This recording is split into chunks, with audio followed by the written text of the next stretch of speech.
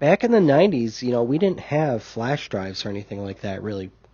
I guess the closest thing we had were CD-ROMs or zip disks. But back then, if you were savvy enough to order some stuff from Hong Kong or Taiwan, there were some Mega Drive, SNES, and N64 add-ons, like things you could put on your Mega Drive or Genesis that would let you play from a floppy disk.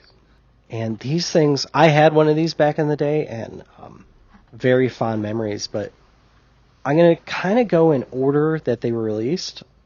So the first one that was ever released is called the Super Mega Drive, and it's this kind of 80s-looking black device that kind of looks like Atari technology that just sits on top of your Mega Drive or Genesis. It was built for the Gen 1. You could use it to play and copy Genesis games from a floppy disk, and you would usually get these from a BBS. That's how old this is, a bulletin board system before the internet. It also had a parallel port, and that you could plug into your PC and use a little application and load up games right from your PC. One interesting tidbit about this is that he used 1.44 megabyte high-density floppies, but it actually formatted them to 1.6 meg. So if you had a 24 megabit game, it would fit on 2 floppy disks. Right, because Genesis games can go up to basically 4 meg till 7 FFF, whatever, maximum addressable page value is. It's like the same page size as the PDP-11. I don't ask me why I know this stuff. Nice. So it seems like with this, hooking it up to your computer is the way to go, because loading up floppies each time would probably not be too fun. But that was the first device, and really the only one for non-Nintendo that I know about. And let's just say that we're not going to go over every single device. This is not a definitive cartridge copier topic. Just kind of the bigger ones. So hopping over to SNES and Super Famicom, there was the Super Disc Interceptor and the Professor SF2, and also the Super Wildcard DX. So those were the 3 that were the big ones at the SNES. They all used floppy disk. I think most of them could have cheat codes. At least one of them, the Professor, had save states, and even if the game doesn't have saving or anything like that, it could still do a real save state. The Professor also could slow down your games. So if there was a really fast game that you wanted to get better at, and you just needed to slow it down to kind of see what was going on, that was kind of a neat feature. I think most of these games were probably on BBS as well. Mm-hmm. What you have to watch out for, though, is these are 3 different devices made by 3 different companies, and I think each of them had their own file format. So when you backed up your cartridge, so you'd have to make sure if you weren't backing up your own cartridges, you had to make sure to download the right the right file format. Oh yeah. I mean, what incentive would they have to collaborate on a common format? Yeah, exactly. Jumping over to Nintendo 64, probably the coolest device is the Dr. V64. So Bung Enterprises made one of those SNES products, and also, they made the Professor FSF, and they also made the Dr. V64. And what's cool about that device is that it plugged into the bottom of your Nintendo 64, and it was actually a dev kit. Acclaim used it for Turok 3 while Nintendo was suing Bung Enterprises. So there's some cool articles and YouTube videos about all that stuff.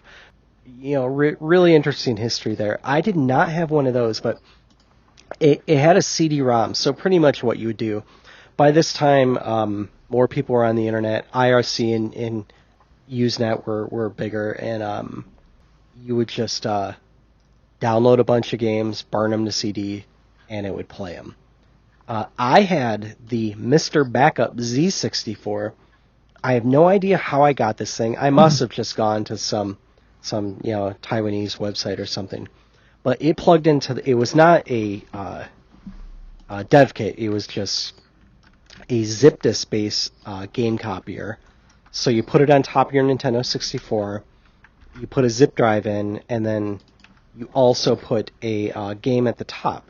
So you could back up your game to zip disk, or, you could download from IRC or something like that.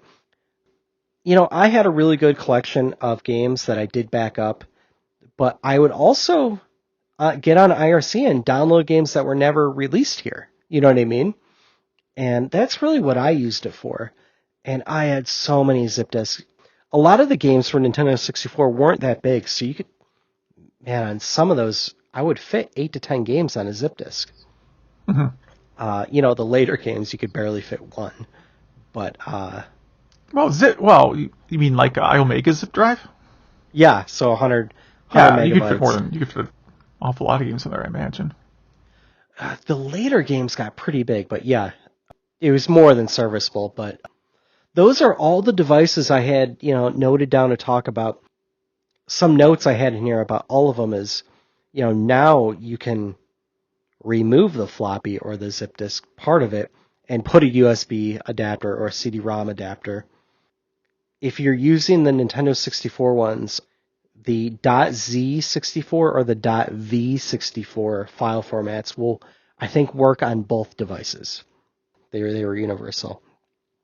And in fact, when I accidentally downloaded that demo from earlier, it was a .z64 file, so I knew exactly what I was downloading.